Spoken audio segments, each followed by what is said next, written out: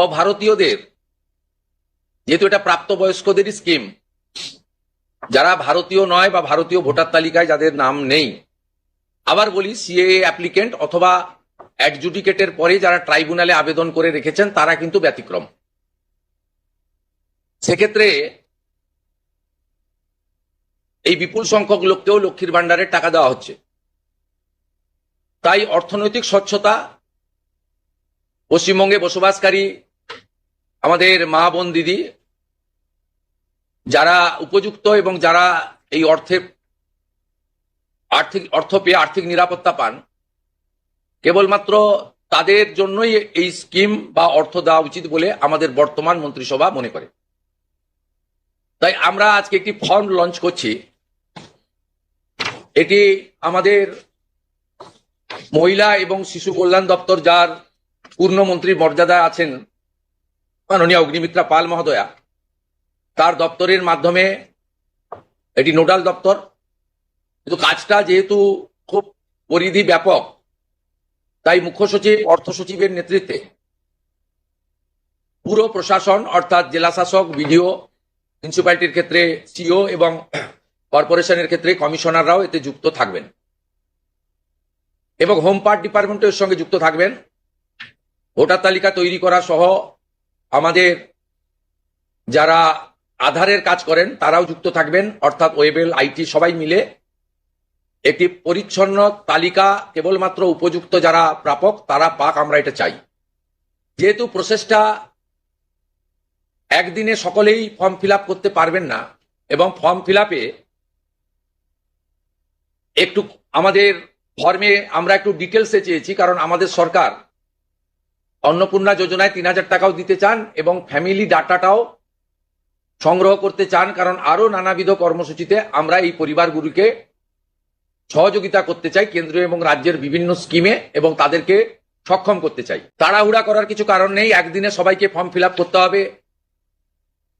এখন 2,20,00,000 মতো পান, যার মধ্যে ভোটার তালিকা থেকে মৃত, ভুয়া, অভারতীয়, অস্তিত্বহীন এমন প্রায় 30 লক্ষ মতো লোকের নাম আছে। সংখ্যাটা কম বেশি হতে পারে, আলটিমেটলি কমে যাবে। কমে গেলেও আমাদের ধারণা এটা বিরাট সংখ্যক, প্রায় 2 কোটির কাছাকাছি হয়তো উপভোক্তা ফাইনালি আসবে। সেক্ষেত্রে আমরা লক্ষ্মীর ভান্ডার যোজনা কর্মসূচি ততদিন অর্থাৎ চালু রাখছি যতক্ষণ না অন্নপূর্ণা যোজনার ফর্ম ফিল এবং এনরোলমেন্ট কমপ্লিট হচ্ছে। আমরা চেষ্টা করছি আগামী 2 তারিখের মধ্যে যারা এনরোলমেন্ট করতে পারবেন, আগামী বুধবার আমাদের ক্যাবিনেটের মিটিং এর পরে আমরা ডিবিটির মাধ্যমে ট্রান্সফার করে দেব।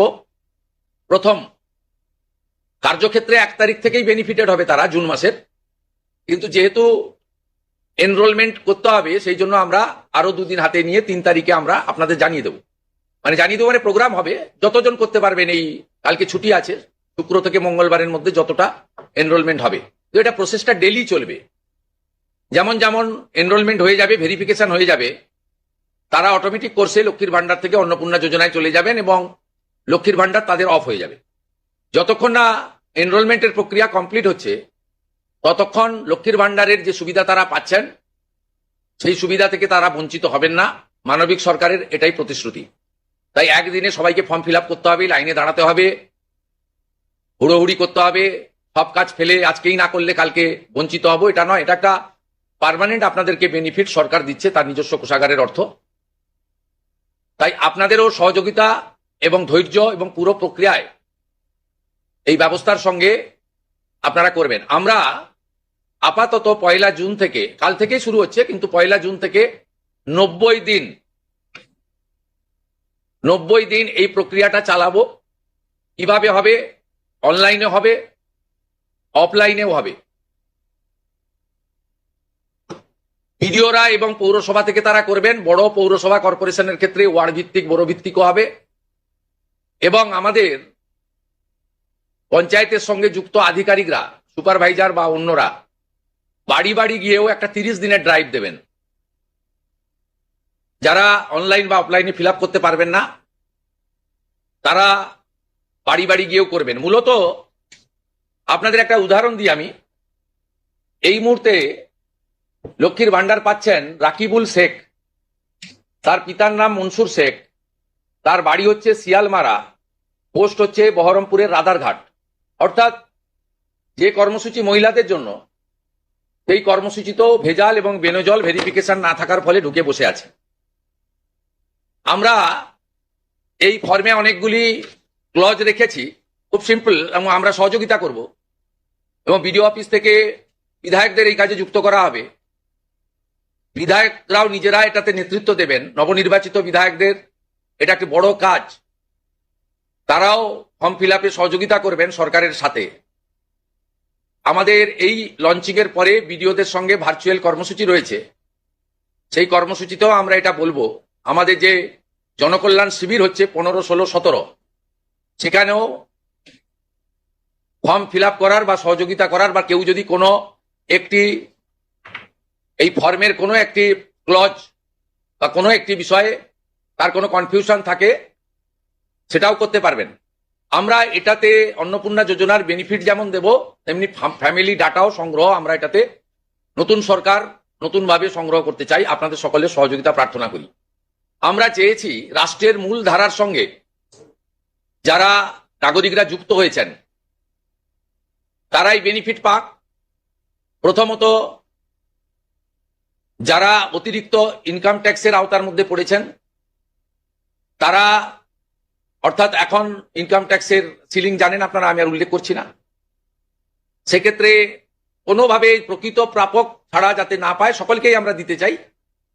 এবং যারা রাষ্ট্রের মূল ধারা, রাষ্ট্রের নীতি, রাষ্ট্রের নিয়ম ইত্যাদি মেনে যারা চলছেন, যে প্রকৃত ভারতীয় রাষ্ট্রবাদী এবং আর্থিকভাবে দুর্বল, নারী শক্তি, মাতৃশক্তি, তারা যুক্ত হন, আবেদন করুন এবং আমাদের সহযোগিতা করুন। আমরা এই ফর্ম খানিক পরে ওয়েবসাইটে দিয়ে দেব। আমাদের মাননীয় মন্ত্রী অগ্নিমিত্রা পাল মহোদয়া এবং মাননীয় মুখ্য সচিব মনোজ আগরওয়াল মহোদয় পুরো ব্যবস্থাটাকে, প্রক্রিয়াটাকে সুন্দরভাবে পরিচালনার কাজ করবেন। একদিকে প্রশাসন, একদিকে জনপ্রতিনিধি। এবং এই কর্মসূচি, এই ফর্ম লঞ্চিংটা আমরা করলাম। প্রতি সপ্তাহে আমাদের মাননীয় মন্ত্রী অগ্নিমিত্রা পাল প্রেস ব্রিফিং করে প্রতি সপ্তাহে কতজন এনরোলমেন্ট হলো সেটা সাংবাদিক বন্ধুদেরকে জানিয়ে দেবেন। 3 তারিখে আমি এবং আমার অন্যান্য ক্যাবিনেট কলিগরা থেকে আমরা ট্রান্সফারের কাজ শুরু করব। তারপরে ঠিক 7 দিন অন্তর অন্তর মাননীয় মন্ত্রী তিনি প্রেস ব্রিফিং করে জানিয়ে দিবেন যে এত লক্ষ ভেরিফিকেশন হলো এবং তারা লক্ষ্মীর ভান্ডার থেকে বেরিয়ে অন্নপূর্ণা যোজনায় চলে গেল। আমার বিশ্বাস যাদের জন্য বা যাদের উদ্দেশ্যে এই কর্মসূচি, তারা এই কর্মসূচিতে উপকৃত হবেন এবং আমরা আমাদের দেওয়া কথা রাখতে পারবো। এই প্রক্রিয়াটা সম্পূর্ণ করার জন্য যে লক্ষ্যমাত্রা সময় আমরা দিয়েছি, হয়তো তার আগেই 1 মাসের মধ্যেই কমপ্লিট হয়ে যাবে। যেদিন কমপ্লিট হয়ে যাবে তারপরেই আমরা আপনাদের সামনে তথ্য ডাটা নিয়ে আসবো এবং স্বচ্ছতার সঙ্গে আমাদের রাজ্য সরকারের ওয়েবসাইটেও আমরা সেটা তুলে দেবো।